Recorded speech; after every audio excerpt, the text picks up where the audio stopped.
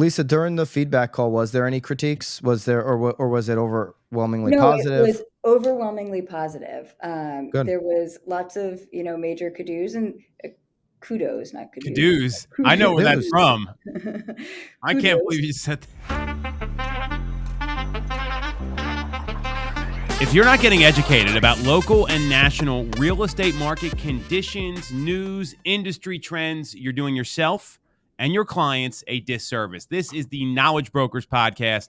I'm Tom Toole here with Lisa Chinatti and Byron Lazine, and we've got some DOJ news. We've got news about Zillow and Moody's revising their home price predictions. We've got some people weighing in on listings taken and the mindset around a listing agent. We're going to start with the DOJ. And if you guys like this, by the way, can you just subscribe to the channel and hit the bell for notifications? It would mean a lot.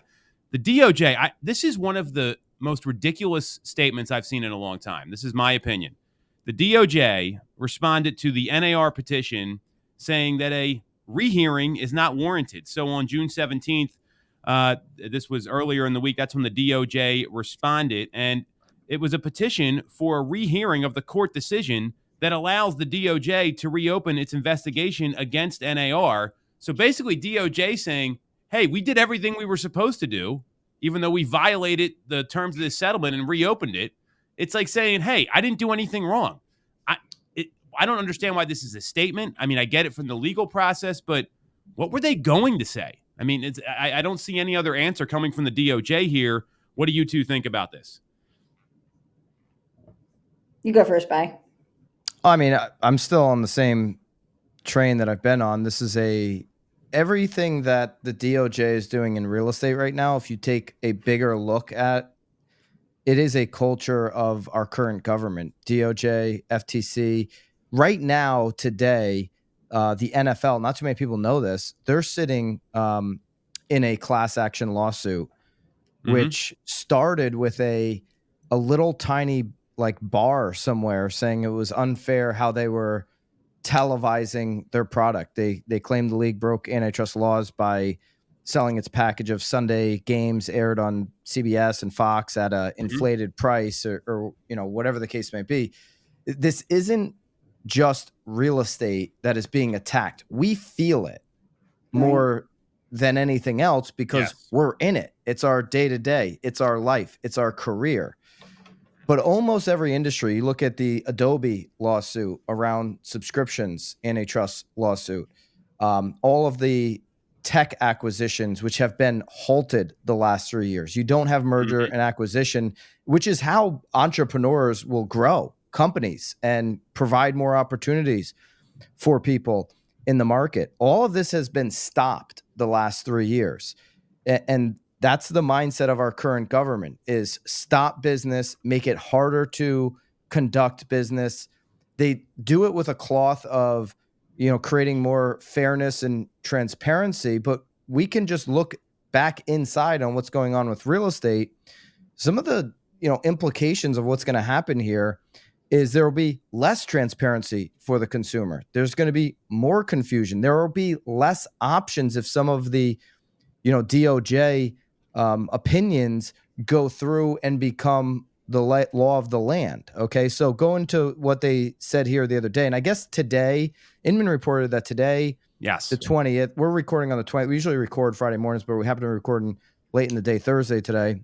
But the June 20th, June 21st, Thursday, Friday, the DOJ is actually going to make some kind of a statement here on 3 of these rules. The participation rule, clear cooperation rule are part of that, but they're going to make a statement on 3 lawsuits in particular: Rex versus Zillow, the Nozelic versus MLS PIN, as well as the NAR settlement. So I don't know. Expect more news, obviously, coming next week. What happened this week was NAR filed this petition in May for a rehearing of the panel's decision. The panel's decision goes back to December. A 3-panel heard oral arguments from both parties, and they ruled 2-1 in favor of the DOJ, saying the DOJ could back out of that settlement they previously made with NAR. It sets a really poor precedent. if you're just able to back out of settlements that you agreed to, basically because, okay, this department is not supposed to be, politicized or influenced by, okay, there's somebody else now, running the show in Washington, D.C., and we're going to back out of settlements that we made. Most of the people inside of DOJ are the same people, right? It's not like they clean house. These are the same employees, but there's a different kind of messaging or mandate. And so the precedent for all businesses is really bad. Okay. Why would you make a deal with the government, put all that time, the financial commitment that needs to be made through attorney fees to go make a settlement just for them to back out of it? But they're running the show, and there's going to be implications, unfortunately, mostly for consumers when it all shakes out. And I'm just looking forward to seeing what they're going to say here at the end of this week. Mm-hmm. What's your prediction? What do you think shakes out? How do you think it goes? Not well for business. Okay. Well, first, I think the DOJ stuff with NAR is going to get dragged out throughout the year, and we'll see where we end up in November. There'll be a different DOJ if there's a change in guard in November with the presidential election.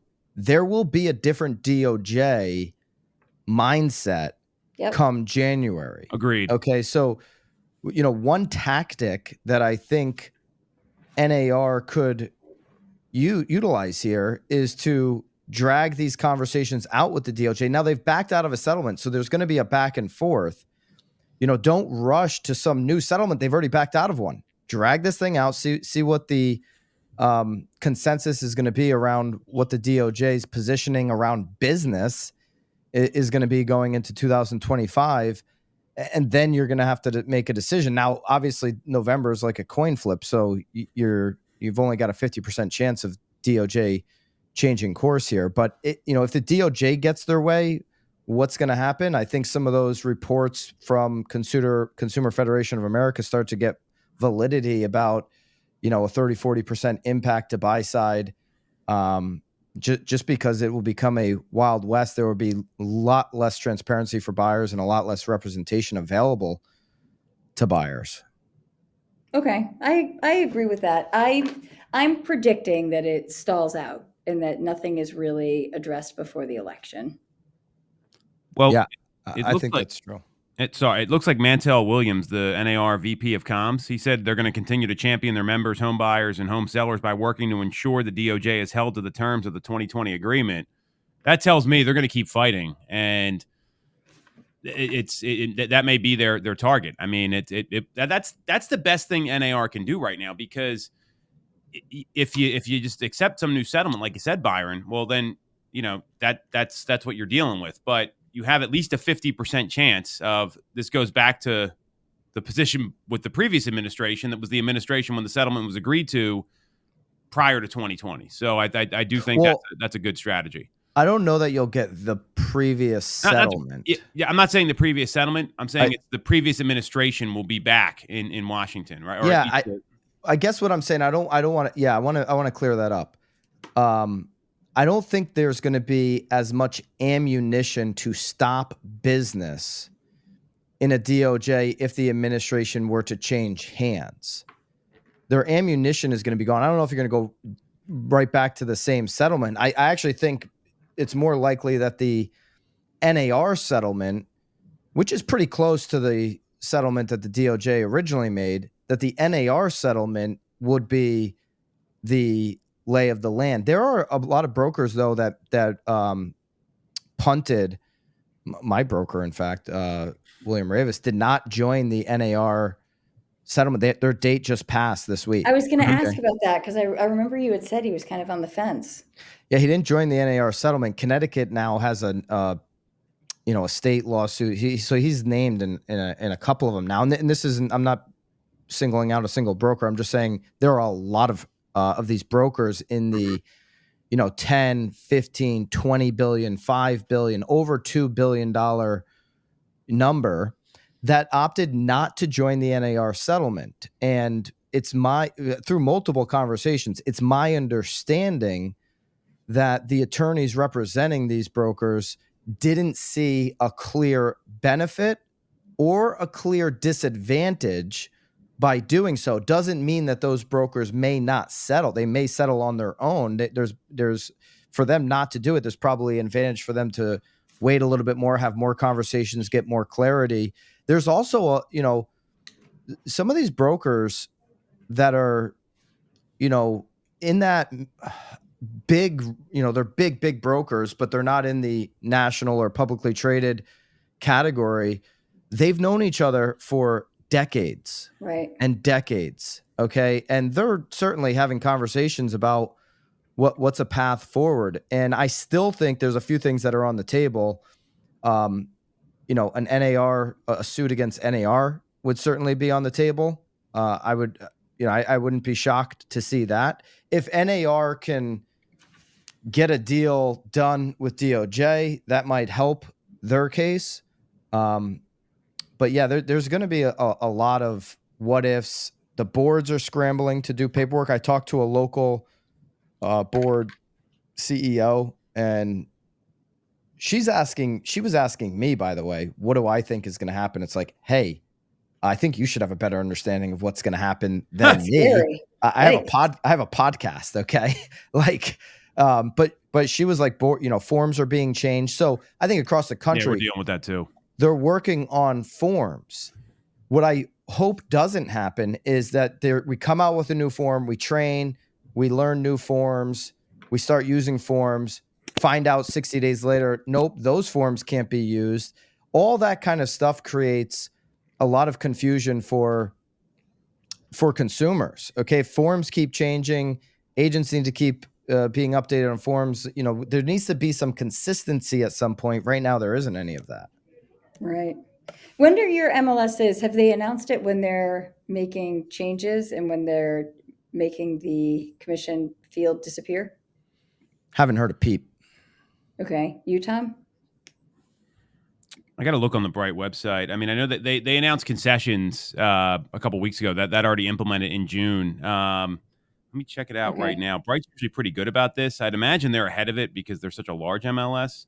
I think it's going to be August 17th is what I want to say from recollection, but I'm not totally clear. And then we also got an email yesterday from the Hank Lerner, who is the basically like the head attorney at PAR, and they're having these series of webinars to look at these forms. They're going to do Q&A, and they're developing everything. So that starts July 16th. So okay, I'm worried about what you're talking about, Byron. What if the forms aren't right? What if they get screwed? I mean, Pennsylvania is usually pretty ahead of the game on this stuff, but this could be a problem. I mean, I think it's and that's where agents are going to get jammed up. They're going to be worried about the forms and everything else instead of focusing on their businesses, which is the thing that scares me the most for the real estate agents in the industry.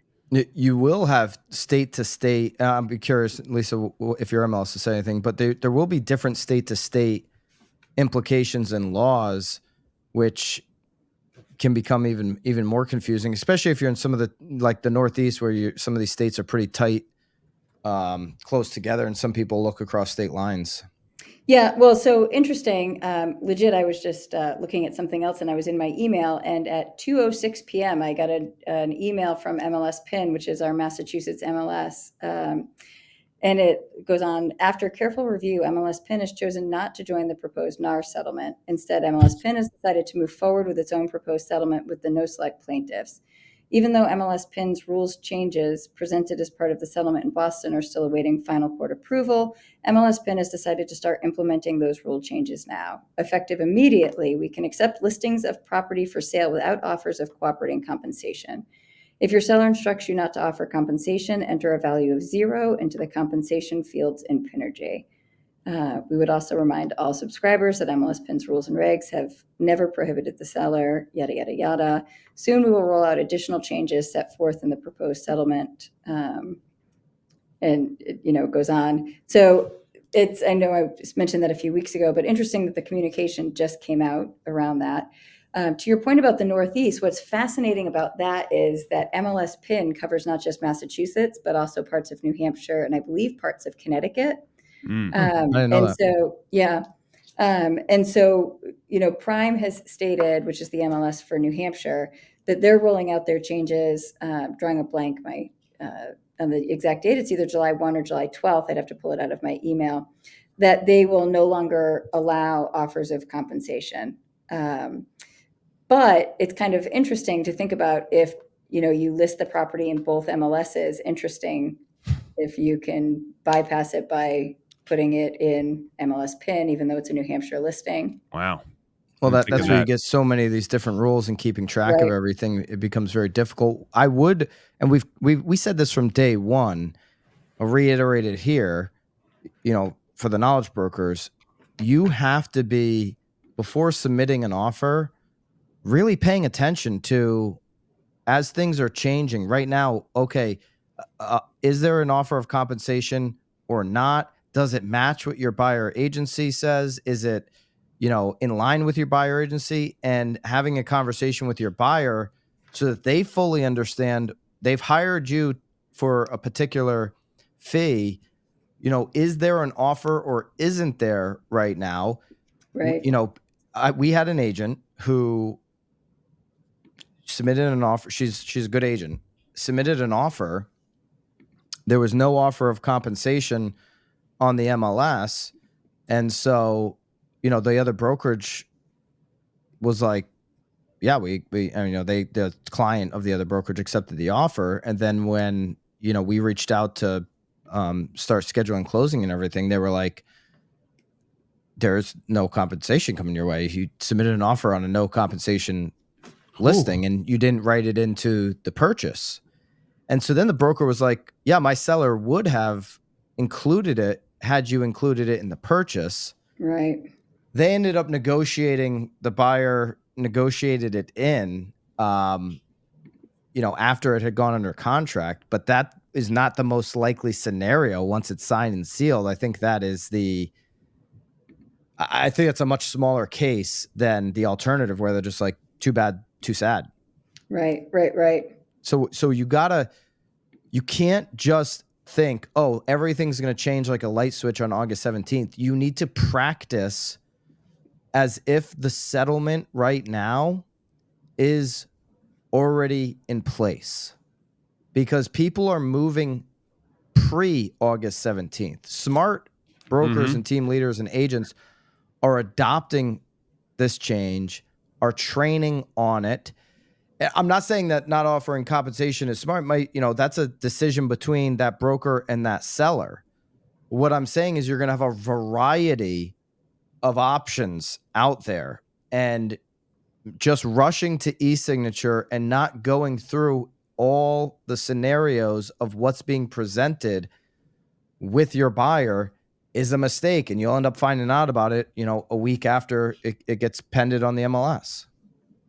Yeah, I'll give you the opposite example, Byron, where we had an agent on our team where they met the buyer in the office. The settlement came up, all the things we've trained on, right? They talked to him about it. They said, hey, if there's a delta or a difference in what our agreement says versus what's being offered, I'll let you know beforehand. And he had the conversation with these folks, and they said, yes, we're happy to pay the difference. We want to get the house. And this is where I don't know the answer to this. It's going to be state by state. Lisa, we've talked about this because I know a lot of your agents have done the same thing thanks to your guidance and coaching that you're able to give. So we made sure that there was a couple things. One, we put that in the agreement of sale, based on legal advice, buyer will be paying an additional X percent to buyer agent on top of the X percent offered in MLS by seller. So there's no question about transparency. It's in the additional term section. What they I'll also add, I'll let you go back. We've actually had one local lender, a bank locally here, that will not honor additional payments outside of what's being offered unless it's written into the purchase and sales, stipulating out exactly what the split is. So I think that we're going to see that as an industry-wide thing across the board.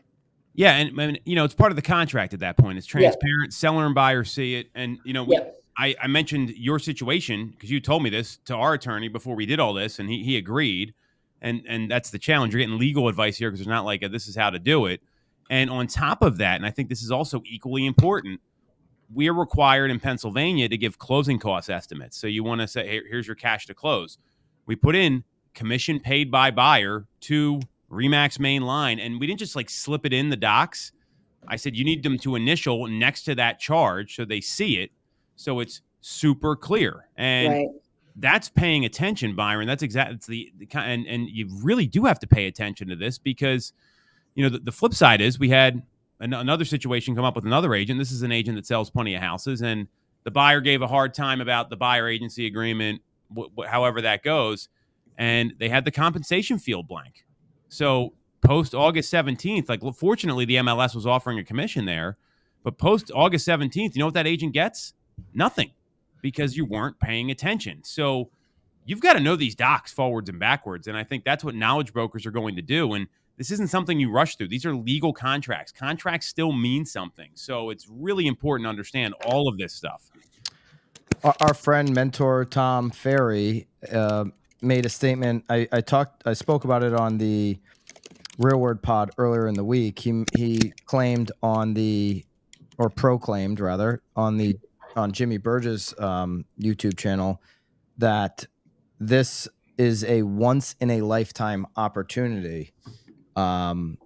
This settlement.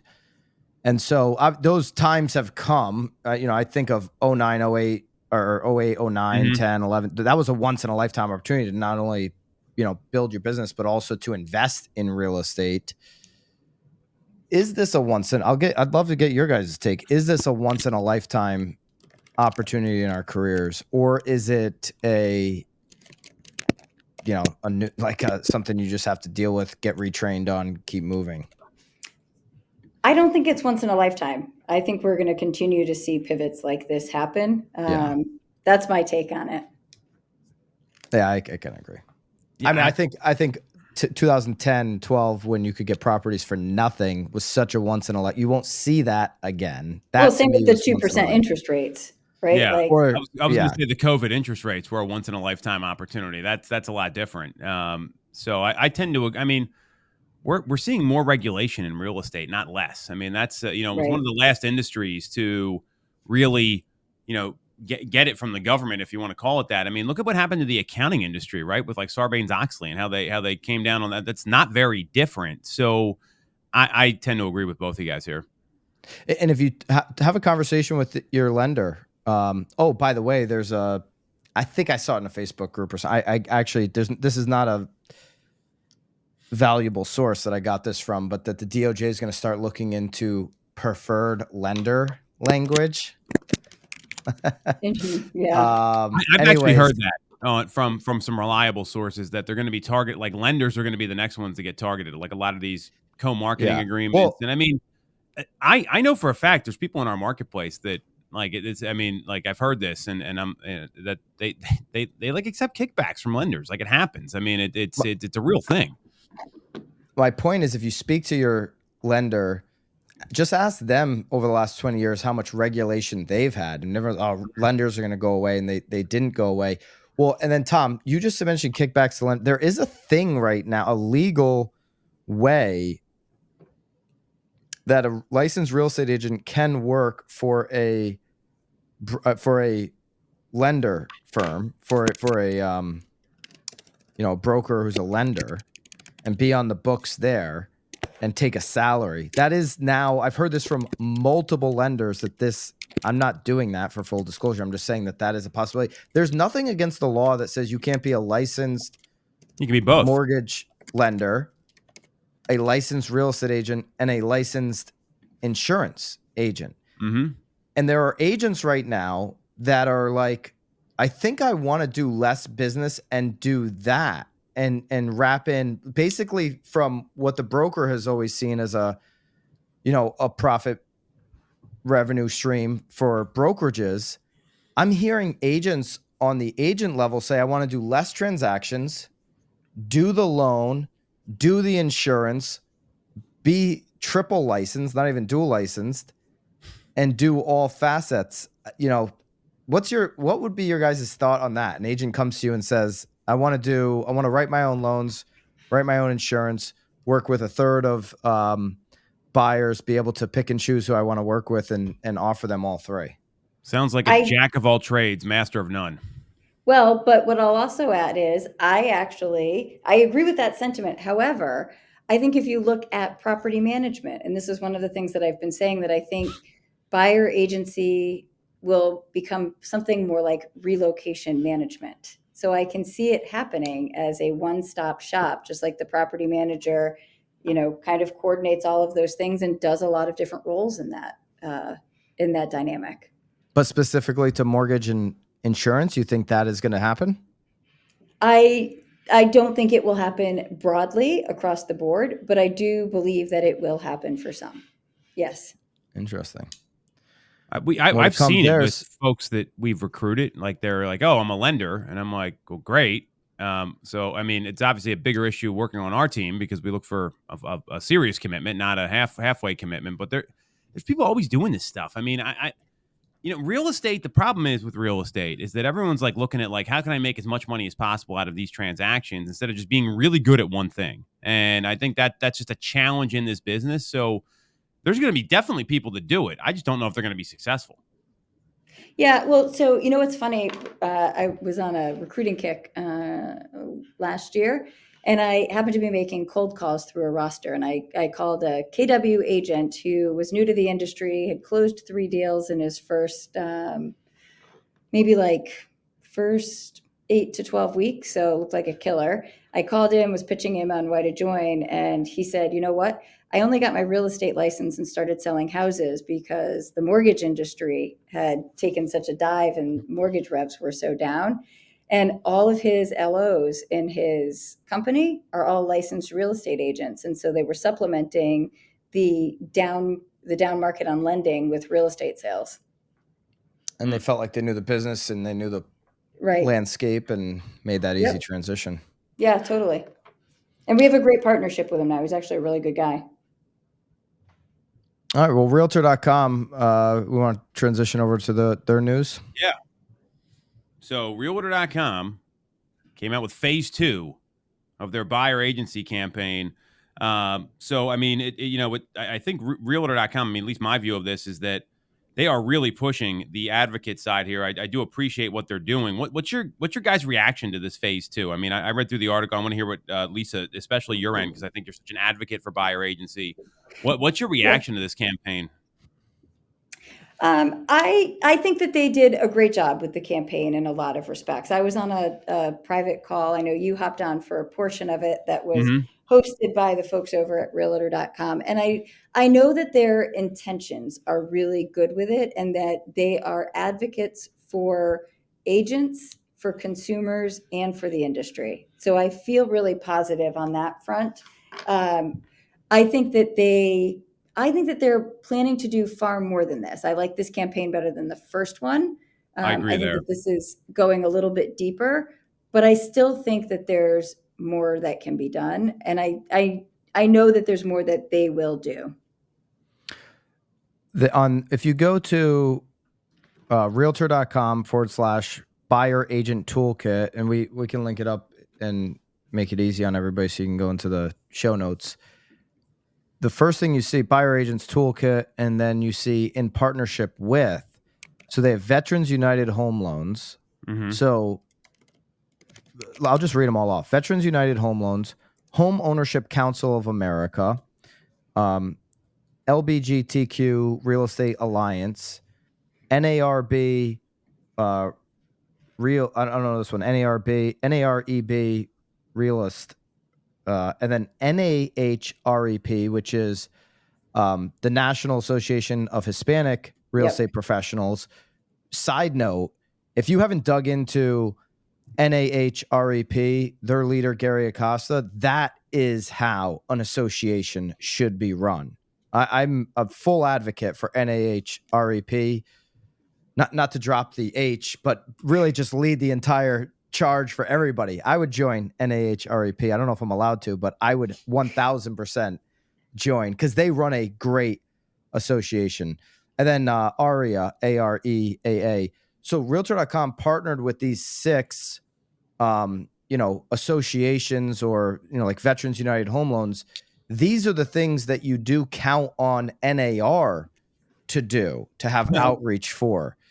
And Realtor.com stepping in and saying, we are going to do this maybe as well as NAR or in almost place of, and lead with it, I thought was a benefit. I was super excited to see that there was a phase 2, because one of the things that I was critical on last time is, hey, I heard about this last year and I haven't seen enough of it.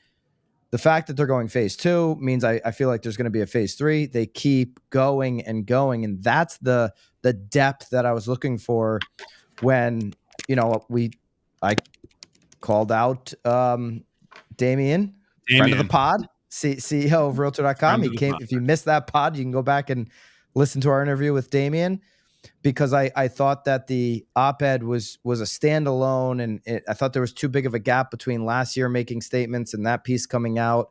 And now very quickly they come out with phase 2. I'm getting excited about what they're doing in that respect, because anybody that's obviously going to support how hard it is to be a real estate agent, and then on the flip, the value that buyer agents in particular bring to consumers is a good thing. There's all these assets too as an agent that you can use. Yeah. So you could go on this website that I just mentioned and you can choose the campaign. They have a campaign for first-time home buyers, Hispanic, Black, LGBTQ, veterans, AAN, HPI, lower income, and then all buyers. So they've actually, the campaigns that you could download are curated towards the audience that you want to speak to. Okay, you could just go to all buyers and speak to all buyers, but these are assets that you can download. They've made it easy, and they actually put which partnership the asset is affiliated with. Like the ones that I'm on right now for first-time homebuyers is with Home Ownership Council of America. If you go to all buyers, that would be just Realtor.com. If you go with Hispanic, it would be NAHREP is side by side with the Realtor.com logo on these assets that you can download, whether it's the video for LinkedIn. They have it sized for each social profile, Facebook, Instagram feed. Then they have that customizable download for so where you can customize the 111 piece of what buyer agents do. Yep. You can actually customize that. So they've made it even better what they came out with the first time. They're not, it's not just a splash and then they're going away from it. They're going to keep reiterating onto it. You can add a QR code on your 111 piece. So there's a lot of assets there that they're providing to agents, where if you're at a brokerage right now and you're like, I don't have many assets, here's a place you can go and get some. Yeah, I like the assets because it makes it easy for people to use. I also like the fact that they were open-minded to getting some feedback before they launched the campaign. That was something we were all very critical of. They set up a call. Byron blew it off, but Lisa and I I had to pick up my children from the airport. Okay. That's it. That's my excuse. Legitimate. Just busting your chops, man. It's all good. But I do like that they got some feedback. I mean, that's actually like what great leaders do, right? We were very critical of them. What did they do? They listened to us and acted on it. So I think that's a very important lesson there. They didn't have to let us on a call to critique this. I mean, and it was, what I like about it is, again, it's shareable. It's easy. It's a lot like BAM in a box that I know BAM uses for BAM X members. Like we use that for our team, where it takes all the thinking out of it for agents, because agents have enough going on. Coming up with like what to post on social and what to share. I like that it's very usable and it's very friendly for all the different associations that are out there. Thanks for the plug for BAMX in a box. I think you can use Knowledge Brokers as your code to get a discount off of BAMX. Appreciate that, Tom. Well, I'm speaking the truth here, because I mean, I think that the reality is that a campaign like this works when it's easy to use. It shouldn't be difficult. So there's going to be some people that are going to use this and hopefully can put the word out about the reasons that you would need a buyer agent. Hopefully there's more to come from Realtor.com. So Lisa, during the feedback call, was there any critiques? Was there, or was it overwhelmingly positive? It was overwhelmingly positive. Good. There was lots of, major kudos and kudos, not kudos. Kudos. I know where that's from.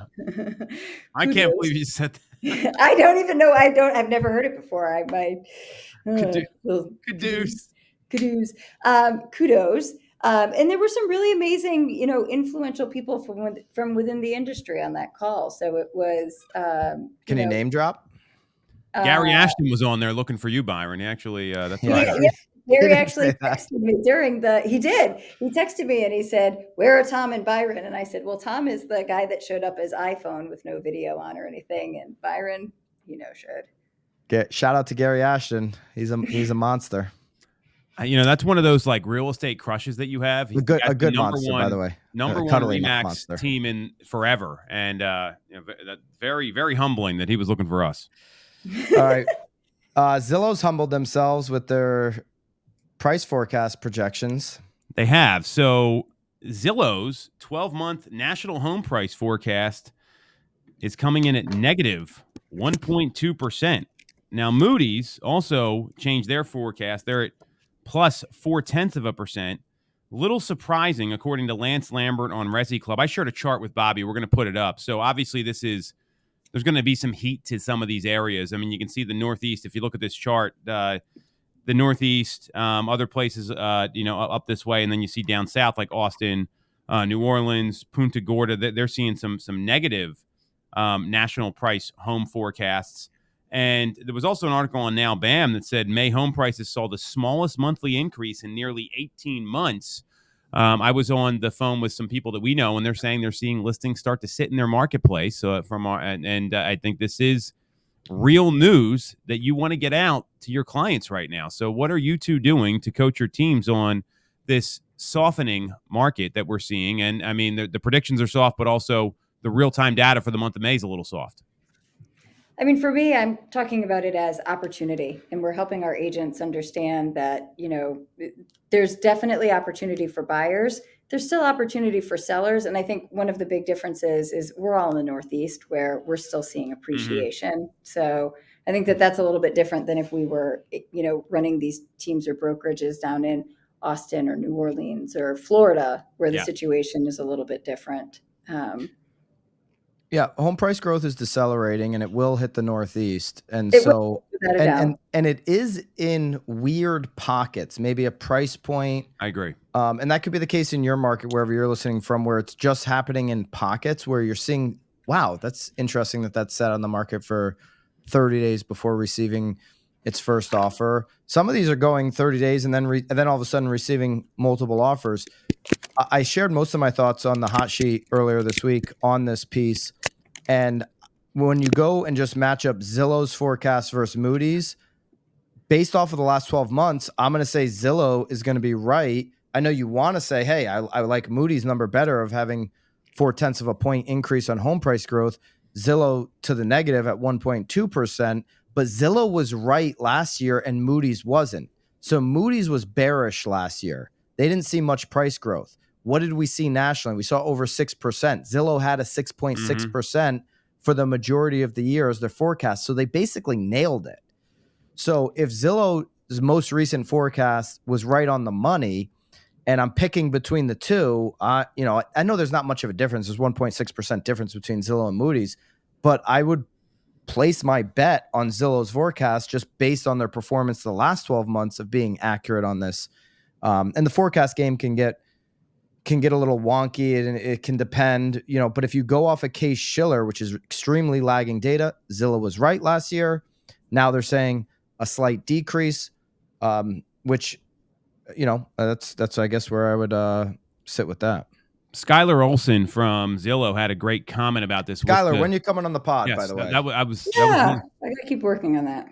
Skylar, we have everybody else on. Why isn't she here? So, home sellers are returning to the market, but finding buyers hesitating. Fresh listings of houses rose significantly over last year, outpacing sales and cooling buyer competition and home price appreciation. Zillow forecasts further price relief on the horizon. Further injections of inventory and mortgage rates expected to stay elevated through the year should temper competition. I agree with all of that. I mean, we saw what the Fed did right there. I mean, they reduced their forecast from 3 cuts to 1. We've seen mortgage rates stay stable, at least. I mean, I think this has been more stable than before. And I don't know what your markets are doing. I mean, we're seeing in our local market here that inventory's up Supply's up over 27% in the Philadelphia metro area compared to last year. Now, that's also has to do with sales pace because the supply is a little different than active listings. Active listings are up over 13%, and that includes Philly, the surrounding suburbs, and Jersey and northern Delaware, and that comes from Bright MLS. So we're seeing it, and Byron, you're right, it is pockets. I mean, the city of Philadelphia is very different than the suburban markets right now, and that's where knowledge brokers are going in with the local data when they meet with people. Yeah. Miami's very different from the West Coast of Florida. Sure. There was a tweet today that Lance Lambert from Resi Club put out. Inventory in Punta Gorda, Florida is up 584% over the last 36 months, which is 61% above pre-pandemic levels. Okay, but now pre-pandemic levels would be 2019. If you look at inventory 2019 and 2020, inventory was declining coming into March of 2020, but it was basically a normal market. It had been declining and it was going to drop, below normal naturally without, everything that happened. But 61% above that pre-pandemic level in just 36 months and 584% in totality is mind-boggling. That is a huge number, but that's different than the East Coast of Florida. So when you look at Florida as a whole, numbers are up, but there are pockets on the East Coast where that's still not the case yet. So you may be in a market where just inside of your market, you're seeing it in price points. And what I keep saying to your question, Tom, about like, what are we saying to agents? I'm saying when you're sitting down with a seller, you want to have the conversation about pricing to sell this weekend, not 3 months ago. If we went out on, Mother's Day weekend, if we went out on Super Bowl weekend and we were pricing the house, the competition is different. In the last 3 months, you've seen mortgage applications decline. You've seen it bounce in the last 2 weeks because we're back to, a stable 7% on the 30-year fix, according to Mortgage News Daily. But you've got less, and seasonally you have less buyers. So there's that part of it too. But you have less competition from the buyer side. You likely in your market, depending on where you are in America, have more competition on the inventory side. And you also just have a sentiment in the market where there's more hesitancy. We just had the buyer sentiment this last month come out, and we've got the lowest ever recorded on buyers' feelings about whether it's a good time to buy. So that creates hesitancy and pause. It also creates cancellations and a buyer who's going to be a little bit more particular about the inspection report.